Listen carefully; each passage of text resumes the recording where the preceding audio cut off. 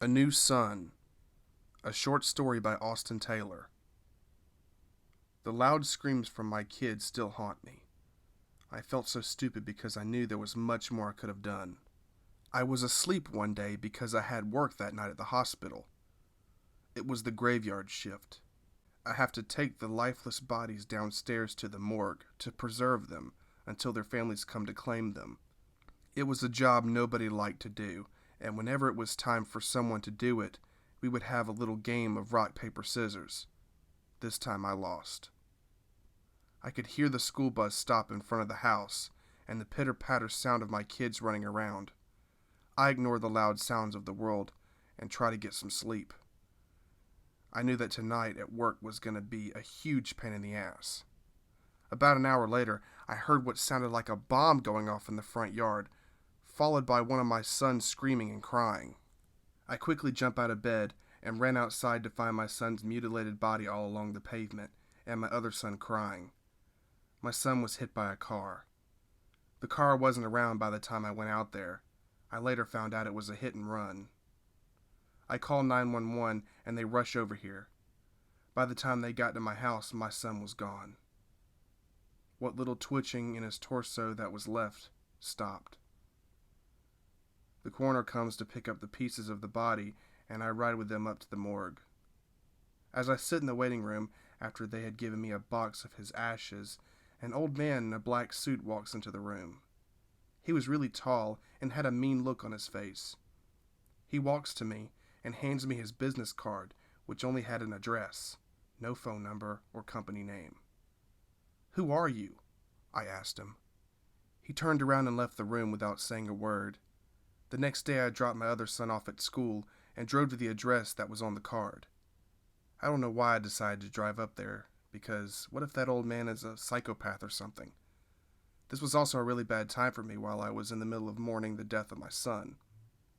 I drove for about 10 minutes till I got to the city. The place that I ended up at was an old building in a real bad part of town.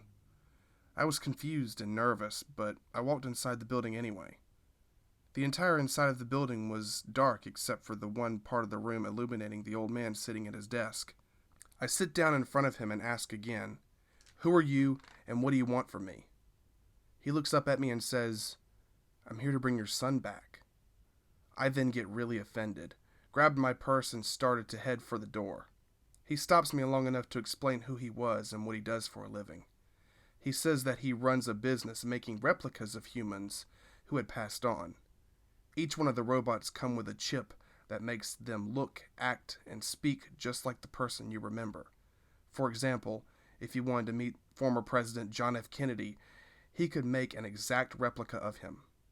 I thought the man was crazy, but I let him continue explaining by saying, "Okay, make me a new son." He then sits me back down in front of his desk and turns on his tape recorder. He begins to ask me a bunch of questions about my son, like his name, age, favorite food, and a bunch of other personal questions. He also wanted a photo of him. Luckily, I had one in my purse. Once he got all of the information he needed, he stands up and says, "Okay, that will be $375. I was shocked. That is a lot of money for a single mother like myself. What if this guy is just saying what I want to hear so I'll pay him and get ripped off? I ignored the little voice in my head and paid him. He tells me to come back tomorrow around noon to pick it up. I go home and wait for my other son to get dropped off by the school bus. Not gonna have any more accidents. The bus comes by and my son slowly gets off. He doesn't talk to me. He just goes into his room and goes to sleep once he finishes his homework. The next day I take my son to school and drove to the building to pick up my son. I walked through the front door and sitting in the middle of the room was a big wooden box. The old man was standing next to it, hammering in the last nail to keep the box closed. "When you open the box, you will have some instructions to follow. If you read it correctly, it should work just fine," he says to me. I thank him and loaded it in the van and drove it home. I sat in the living room and opened the box. To my surprise, it was my son. I started to cry and gave him or it, a big hug. I read the directions and it said to turn the switch on the back of his neck up. Once I did that, his eyes opened, and he turned to me and said, "Mommy?" I broke down again and gave him another hug. He said, "What's wrong, Mommy?" I said nothing. I was just happy that he was here. We talked all day until my other son came home from school. I quickly told him to go upstairs for a minute. When he walks through the door, I tell him that God brought your brother back. I mean, what else was I going to tell him? That a creepy-ass old man made a robot version of him? He comes downstairs, and they hug for what seems like an eternity. My son says, "I'm happy you're back." And he says, "Back? From where?" I interrupt the conversation and told them to go play and to not talk about it. As I stare out the window, watching them play, I start to cry again. Then I got a phone call. It was the old man that built my son. He asks, "How is it?" And I say, "It's wonderful.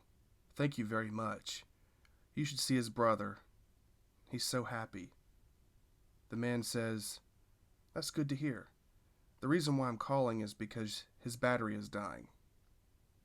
"What do you mean his battery is dying?" I ask. He said that if I wanted to recharge his battery, I would have to pay another $375. I didn't have another $375. I gave him every cent I had. The man says, "Well, that's just too bad. His battery will die in about an hour." I hang up the phone in anger. I break down in tears on the floor. I quickly get it together and say to myself, I'm going to enjoy my last hour with him. What I forgot is that every bargain has a catch. I go outside and play tag with both of my sons and enjoyed every second of it. I love you, son. The end.